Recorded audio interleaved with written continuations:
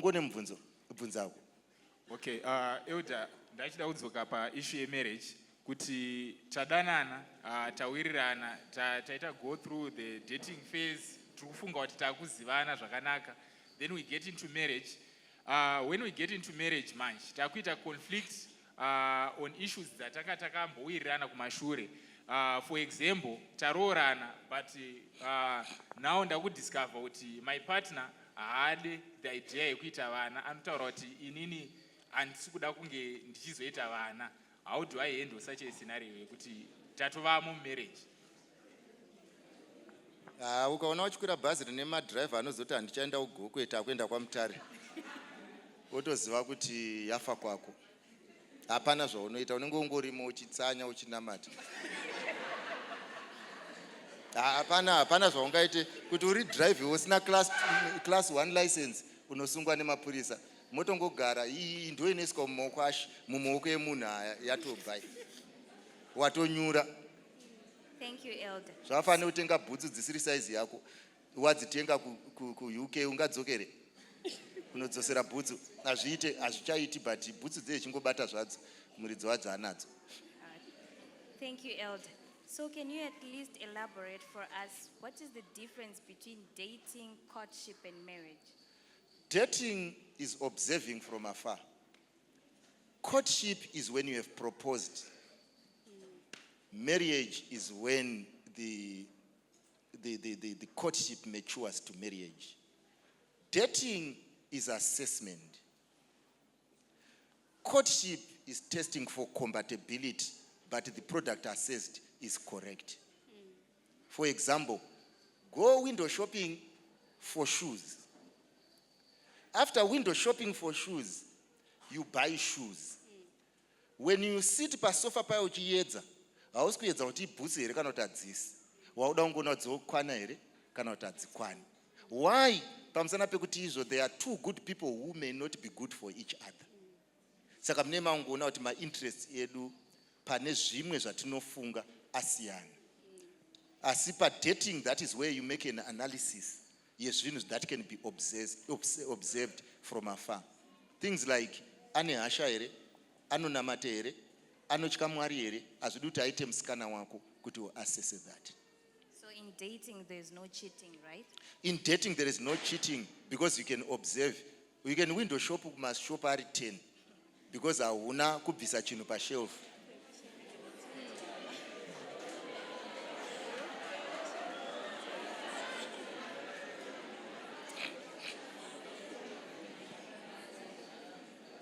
I hope vana vangu manyatsonzwisisa.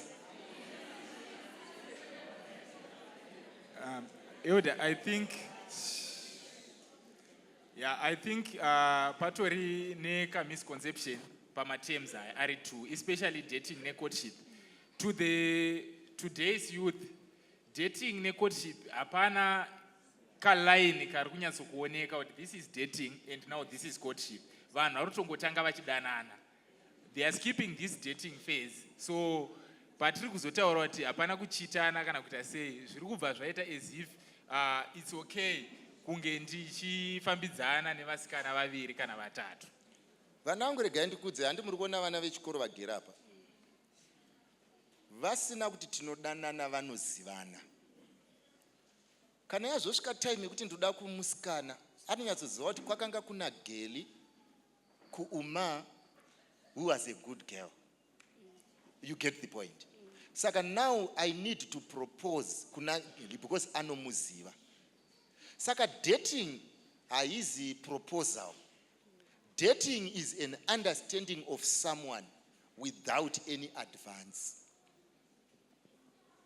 Sezvatakangogara muchechi makatodai, you may be dating unknowingly. Then when it is courtship, it's commitment. You cannot court to date, but you date to court. If you do it reverse, unoita ma relationship turnover akakurisa. Because unenge uchitenga unodziedza dzoita diki, otenga unodziedza dzoita diki. Pane kudziedza wozotenga. Mazvibata zvakanaka ka? Saka handisi kuti ita vasikana vatatu kana kuti vakomana vatatu kana kuti tamba nevakomana kana kuti tamba nevasikana. Because kana matotanga kutamba, matove nerelationship yakasiyana neyamuri kuda kuumba. Saka unogona kumiita mistake for a good person nekuti anogona kugocha nyama pabraai stand. But iwe hausitsvaga munhu wekunobraya nyama.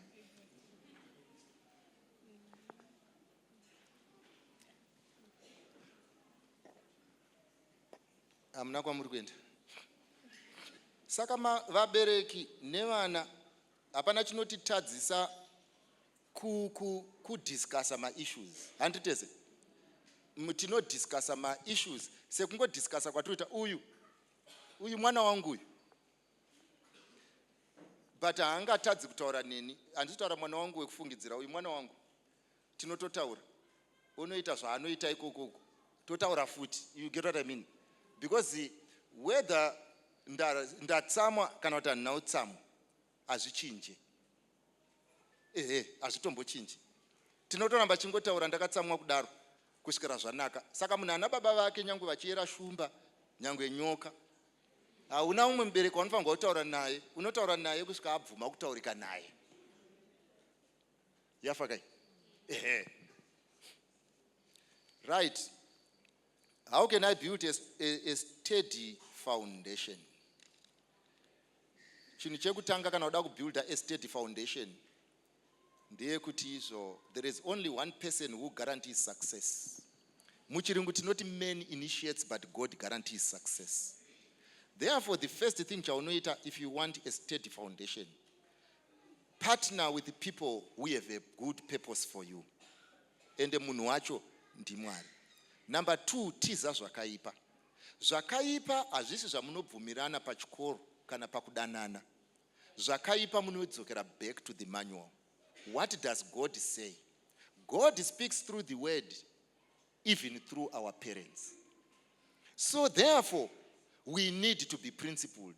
When we develop principle, we put the foundation in place. And hatitorwe nemhepo yakasiyana siyana. Ityai Mwari vana vangu, ndo chinhu chekutanga. Kunamata hakuvave. How do you know that you are in the right path in life? Mwari achisika munhu akaisa yatinoti conscience.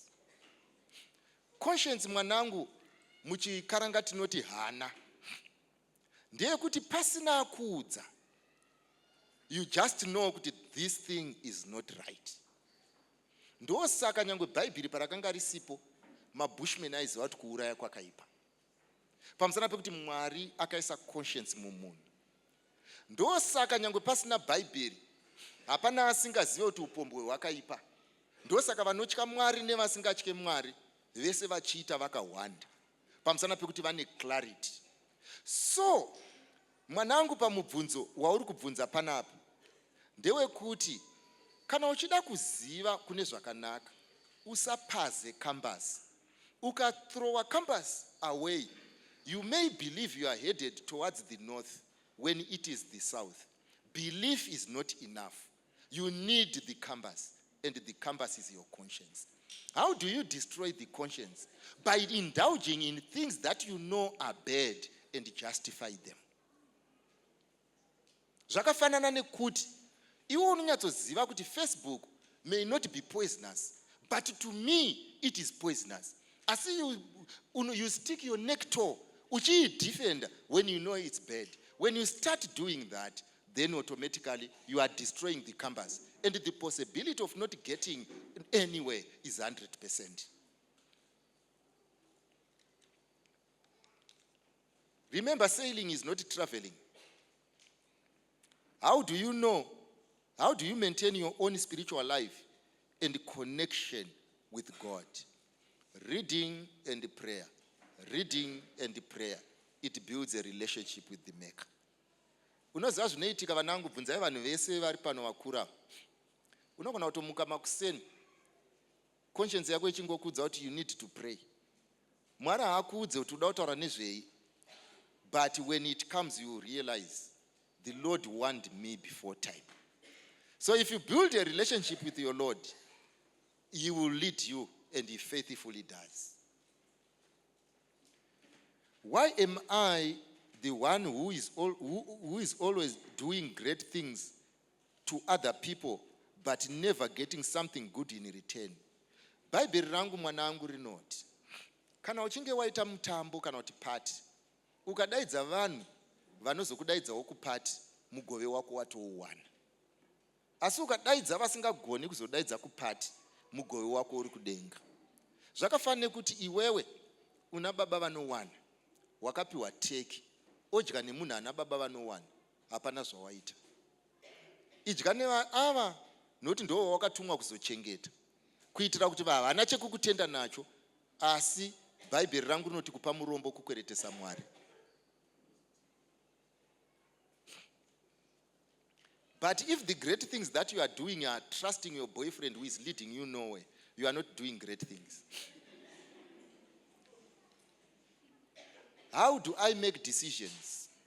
Vanangu zviri simple pakumeka decision ndezvekuti there is nothing new under the sun. Everything that is being done was done before and the results are there. Saka let's say ukafunga kuti ndakuda kuita zvembanje, hautange nekusvuta mbanje, unoenda kumberi onotarisa vakamboisvuta kuti vakamira sei, odzoka kubva ikoko omeka decision yekuti inini ndoda kusvuta mbanje because I want to be like him. So when making decisions, interrogate kuti vakambofambapo vakasvika here. Ukaona kuti havana kusvika, usapafambe. Asi vana vedu problem yamunayo manje ndeyekuti unotanga wasvuta ozotanga kuenda kurehab. Iyo rehab irimo mumastreet meso. There are so many examples of what that substance will get you to. You do not need to reinvent the wheel and pretend to be mathematical where no mathematics is required. Vana vangu, you need to think on simple things. Hakuna muna unonzwa munhu achinditaura kuti ndikasvuta ndinokanganwa nhamo. Vawakaona vachisvuta vakazotadza kuve nhamo kuno umwe munhu ndevapi? Saka ikona kupretenda to be confused here and try to solve problems nenzira yamuri kuziva kuti haishande. Taking a calculator that does not function to the exam, you are not shooting the examiner, you are fooling yourself. Ndiwo rushandisa calculator. Why do you live your lives as though ndezvepa next door muchanodzosera kana muchinge mapedza kushandisa? Harisi bhara rekukwereta saka yakupenyiri, ibhara remunhu. Saka you cannot tell me makagara panapa kuti there is confusion in your heads as to what is the right path and what is not the right path when you are already working. How do you know that a friend is a good friend? If you are a principled person who has magnitude and direction, you don't take strangers in your ship. Saka unozviona kuti panapa zvakafanana nekuti mwanangu uyu agere panapa asati aane mukomana aitya Mwari, anga asingarare kwese kwese, haagone kundibvunza kuti my friend is he a good person or not. Anozviziva pamusana pekuti altitude is altered, wakuenda kwaunga usiri kuenda. Kozouya kana une shamwari inongobvumirana nezvese zvawaita, don't touch that person with a 10-foot pole. He is poison.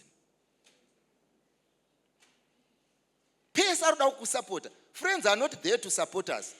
They are there to lead us when we fail to see. But my friends, edu mazhinji ndeuti mukomana wangu aite aiwa achaita wangu akambenga akadaro, mukomana wangu ati ndatirare tese akongarara mese munobvei. Don't take poison because someone told you there are proteins there. You may not live to show for it. Why is there no happiness in our family? Right, I will attend to this one. Vanangu kana makagara, ndoda kuti muzive chinhu ichi. Pamune makagara, ndoda kuti muzive, ndoda kuti muzvibate mese makagara. The things that you laugh at times are driving someone to the grave. Usafunga kuti kana kumba kwenyu kuchinaya kwevamwe kwese kuri kunaya. Ndo inonzi maturity. Maturity is being able to feel for someone and not create jokes out of everything. I hope muri kundinzwa kunemi vana vechikoro. Hazvina chinomboshamisa kuti mwabva kumba baba namai varambana. This is how life is. Hazvina zvinomboshamisa kuti baba vangu vane chikwambo.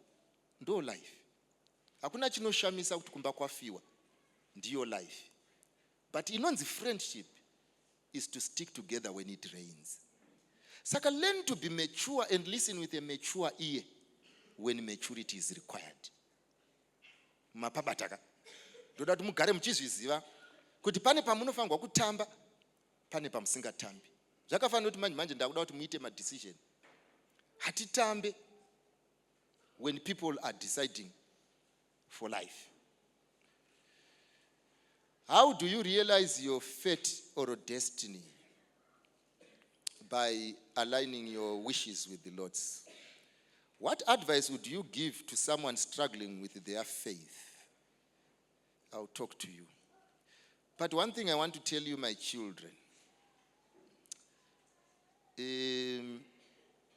I have been reading these questions. It looks like you are more mature than what you look like. I hope your matron are kundinzwa. Mazvinzwa matron? Yes. From what I'm reading, it looks like you are more mature than what we as parents may think. May the good Lord bless you. Mwari akuitire zvakanaka vanangu, akukomborerei. Where you fail, akupewo simba rekukunda. We may take you for granted, but I am happy we still have thinking stock out there. May the good Lord bless you. How can young people stay faithful in today's world? Pandrukita charge tromba tango pedza nazo. What can one do if she is not finding peace in her life and you feel excluded? Neme Machando murumbo zvinzwa kuti isu tinoenda kuma college, tinoenda kuma university, tinodzidza nevanhu vakuru. But it looks like there is something different nevana. Maybe we must arrange another seminar and not treat you as young people, but as adults. And we need to, at times, pane level yaunofunga kuti tiri kudhila nayo when we are no longer there. How can you cope with hard situations in life? Ndoda kuzosummarize zvese vanangu ndiri kupindura mibvunzo yamabvunza. How can you help youths balance the spiritual lives with the social media and technology? Can you share a powerful story of a young person who made a powerful impact in ministry or evangelism? I'll do so. How do you get rid of bad friends? Imi mapana imimika zvinhu zvamuri kundibvunza zvese izvi. Handigoni kuzvipindura even in a month. Mabata zvandinotaura. Because these issues are too complex kuti ndiapindure. Ndoramba ndichidzokorora kune varongi veprogram. We need to have time. We need to discuss. I hope muri kundinzwa. Imimi vanhu vekuchikoro, imimi vana matroni na boarding master. Mandinzwa zvandataura.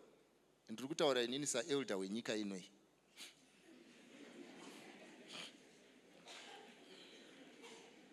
Ndiri kutaura inini saelder wenyika inoi. Even as a father, there are times when you feel happy when you are talking to your child, because you know we are discussing substance. And Mwari akuitire zvakanaka. Asi ndoda kusummarize mibvunzo iyi in a nutshell. Can you share a powerful story of a young person who made a powerful impact in the ministry or evangelism? Ndinomwe mwanasikana wangu ari kuSA anonzi Charity. Charity aitya Mwari. Musi wekuchechi waiwe kuenda kuchechi. Ariko kana kuda nhamba dzake ndokupai. Indogona kuswera zuva rese ndichitaura indodhila nevana muzviziye. Ende munomboziva kuti ndoda kumbokudza imwe challenge yandinowana. Ndinorwadziwa at times when young people say muchechi hamuna vanhu. Because ini pandine ndichitaura nevana ndotoziva kuti varimo. But havavaoni. Then you wonder kuti, who is at fault here? Ari kutarisa kana kuti ari kutariswa? Iwe mfana urunzwa zvandiri kutaura.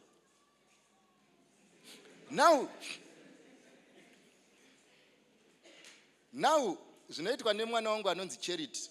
Umwe musi vanonzi aita computer science paUZ apa. Umwe musi ndomva hanzi izvo musi waifangwa kuenda kuchechi. Zvikanzi izvo you must come for a practical lab. He who does not come will fail. So she battled with her conscience. Ndokumva azoti nini, I'm not going to go lab for the practical. If I fail, I fail. But I must go and meet my maker. So you know, Charity akamuka, chechi yaipindirwa pa University of Zimbabwe ipapa. Ndokumva amuka, pane inonzi Mount Pleasant Church vaipindira ipapo, ndomva amuka ndomva aenda kuchechi. Vamwe vaipinda navo chechi, nevamwe vasingapindi ndomva vaenda kulab kunoita exam. 12 o'clock dzichichaya chechi chipera, Charity achifamba achidzokera kumba. Ndomva asangana nomumwe mufana akanga asiri wechechi. Ndokumva amuti, Charity, from today I want to be a Christian because you worship a living God. Zvikanzi na Charity, what's happened? Zvikanzi taenda kulab and the lecturer said, vana Charity vanofunga kuti ndivana Jesu, they are going to fail.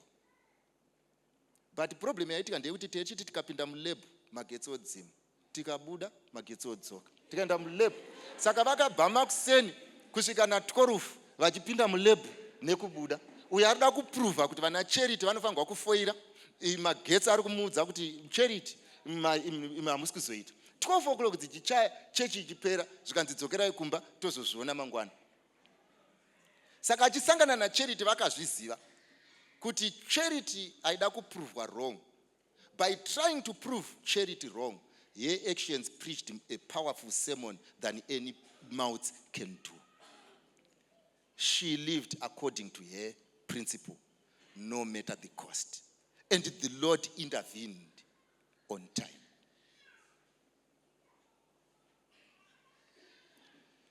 How can young people stay faithful in today's world?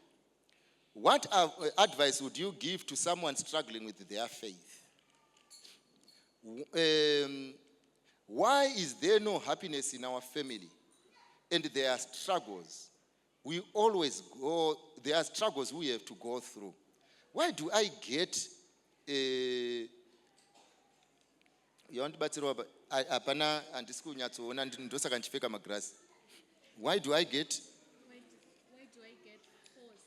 Why do I get forced at times?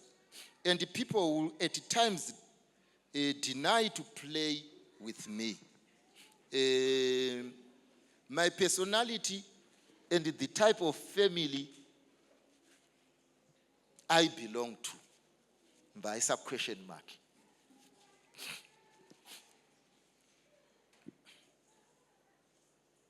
Imi vabereki makagara muno, ndoda kutanga nemi. Bhaibheri rangu rinoti, train up a child in the way that he should go. And when he or she is old, she will not depart from it. Ndozokorora. Mwari mukuziva kwake aiti aroora akaita vana avhura training school, where children are supposed to be trained in the way that they should go. And when they are old, they will not depart from those ways. Ndozokorora. Kuti vabereki, kana imimi mavhura training center, vana vakugara mu training center sevanogara mu concentration camp. When you as a father wakutadza kuchengeta mukadzi wawakati ndewako, and the reverse. When you as a mature man wakunotsvaga mari nenzira dzinokuwadza vana. When you as a mature parent wakuneglecta your duty uchiita risiri rako. Should I be answering questions from your children who are questioning your parenthood because you are not faithful to duty?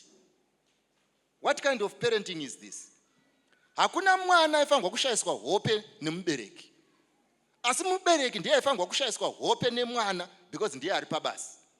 It is not the duty of our children to parent us.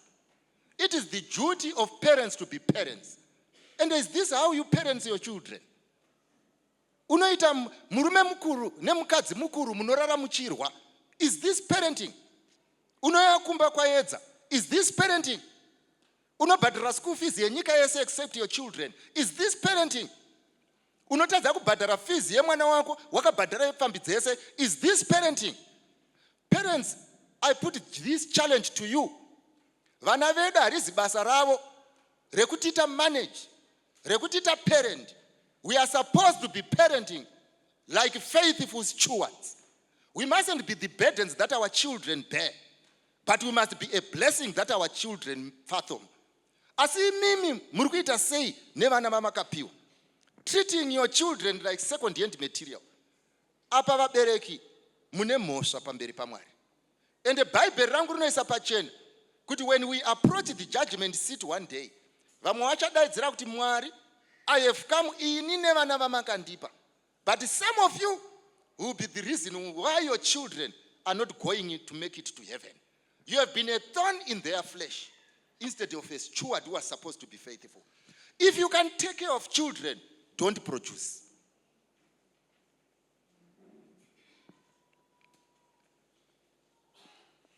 I hope you hear me. Handisi kukukumbirai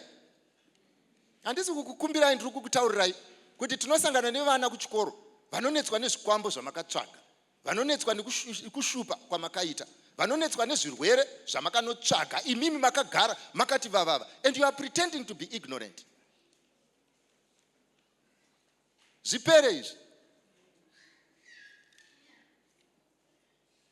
Hakuna nyange ukanzi nyika ifambe zvakanaka, haisi kutongwa nevana. Parents, makambani ari kuvhara. Parents, vana vari kutorwa kucollege vachimitiswa. Parents, vana vari kuendeswa kumadhina. Parents, parent. Who is going to parent who? Mogara panapa moti nyika yaipa. Yaipiswa nani?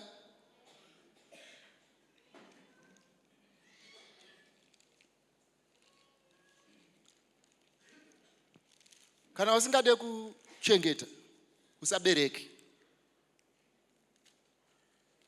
And if you cannot love permanently, never fall in love. Simple. And I'm not virus terek.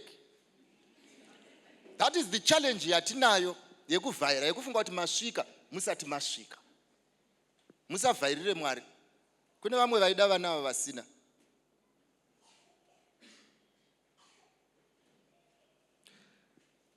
Number 2,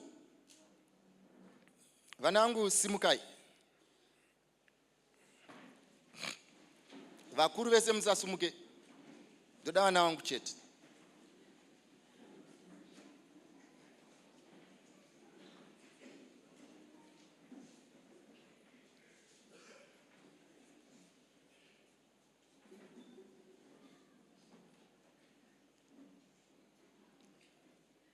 Pane zvimwe vana vangu zvamusina mhosva. Mhosva ndeyedu. Siyai isusu naMandara tichapedzerana. Asi kwamuri ndinoti, ndoda kuita call. Ndichakudaidzai panapa. Ndoda kukunamatirai. Panyahuna apa pamurewo apa. Paive neumwe munda murefu. Wekuti kana ukanzipindamo usakure, wanga usingaonekwa wakagumira. Unevhu rechidhaka riya rinonamirira riya. Neuswa hwaikura kudarika chibage. Panyahuna apa. Panyahuna apa munhu aiti ari mumunda, vana vechikoro vaive nerimbo rwavaiimba. Rainzwi kana basa rapera tichaenda kumba.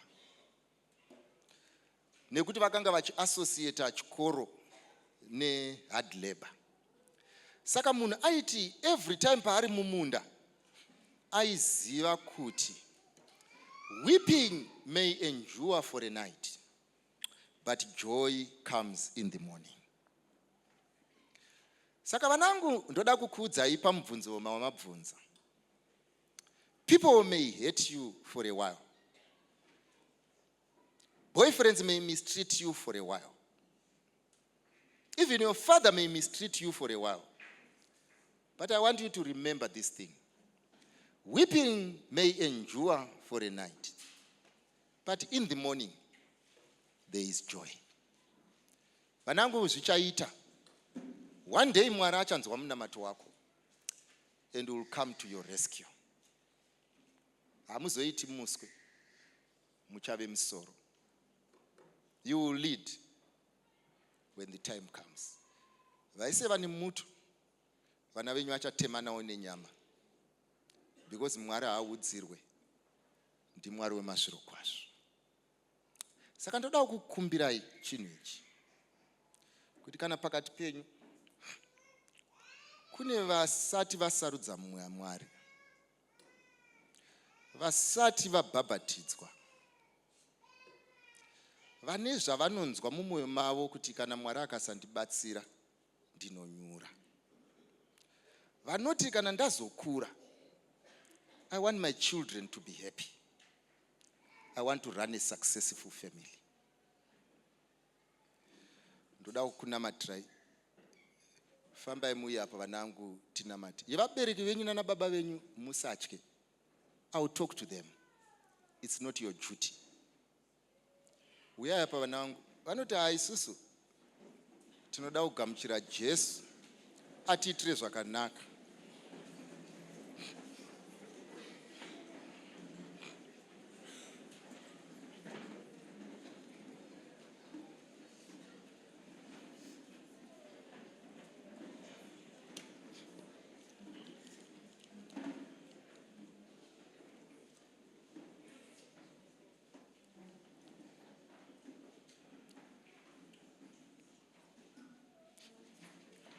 Ndaitaura neumwe mwanasikana wangu mazuva apfuura akanga ari in a relationship that was abusing, very abusive relationship. Ndomba andifonera zvikanzi elder, mukomana uyu he has abused me to the extent yekuti abhuka date remuchato, and then called me and told me I'm not coming because pane kukanganisirana kwatakaita. Saka it is me who is supposed to go to the parents and do the explaining. Saka ndabvunza mufundisi nevamwe vese vakati let's pray about it. But I want you to tell me, what should I do? Ndokumba ndamuudza. Ndikati mwana wangu taitaura pafoni. Ndikati mwana wangu hapana mistake yaitika pazvinhu zvese izvi. Zvinhu zvafamba semafambiro azvafangwa kuita. Uyu mukomana uyu, he has shown you exactly your place in his life. So make a decision to remain there or make a decision to walk away. But if you have got faith, should you walk away today, by this time next year you'll be a married woman. Mwedzi miviri mitatu yapfuura, ndomba anditumira picture pari parora day. Akati elder, I want to thank you for one thing. Makandibatsira pandakanga ndanyura. And the Lord, he has heard my prayer. I was wasting my time. Weeping may endure for a night, but joy comes in the morning. Hunger may endure for a night, but joy comes in the morning. I am speaking to you on behalf of your parents. Togona unge chitishaya, togona unge tine zvatinokukanganisirai. But we love you so much, and we wish you well. We may have wronged you in many ways, but your success is our goal. Mutiregerere isusu, but do not waste your life because of us. Be principled people and move on. I am happy for you, vanangu. Mwari akuitire zvakanaka, and I mean it. And I will pray for you, and I mean it. Mwari akukomborere. Mururamisirwe nzira dzenyu. Zvamunomukumbira dei angakuderai. uye minamato yenyu dei inganzwika. Mwari akuitirei nyasha. If there is anyone struggling with anything where you need counseling, please see us. We will help you. But I am happy. Allow me to pray for you. Baba vangu na mponesi msiku edenga nepasi. Maita yenyu. Rumbidzwai nekusingaperi. Ava vana ava munovaziva. Kwavanobva munokuziva. Kwavari kuenda munokuziva. Zvavakasangana nazvo munozviziva. Zvakavaremera munozviziva. Zvinovachemedza munozviziva. Imimi muri Mwari, hamuzi munhu. Pavanotadza munopaziva. Pavanoda rubatsiro munopaziva. Imimi muri Mwari, imimi hamuzi munhu. Ava vana vedu ava vanotadza. Pamusana pekuti at times we did not do our job. May you please forgive. Asi chiregai kuvarova neshamhu isiri yavo. Vaitirei nyasha. Give them the success that is due to them and the repentance that is required. May you make them whole again. Komborerai vana venyu. Vamwe vanoda kubhabhatidzwa. Vamwe vanoda kufamba nemi. Vanoda kuita izvo nezvizvo zvakasiyana. Vaitirewo nyasha pamusoro penyasha. Kana varipo pakati pavo vanoshayikwa, vapei zvekudya zvavo zvemisi yese. Kana varipo pakati pavo vane utano husina kumira zvakanaka, vasunungurei. Kana varipo pakati pavo vanonetswa nemweya wakaipa, vasunungurei nezita raJesu. Muzita raShe ndinonamata. Amen. May the good Lord bless you. I wish you well. Be who you want to be, and you will get to places. You may take your seats. And can it be that I should gain an interest in the Savior's blood? Died it for me, who caused this pain, for me who him till death pursued. Amazing love, how can it be that thou, my God, you died for me? Amazing love, how can it be that thou, my God, you died for me? Amazing love, how can it be that thou, my God, you died for me?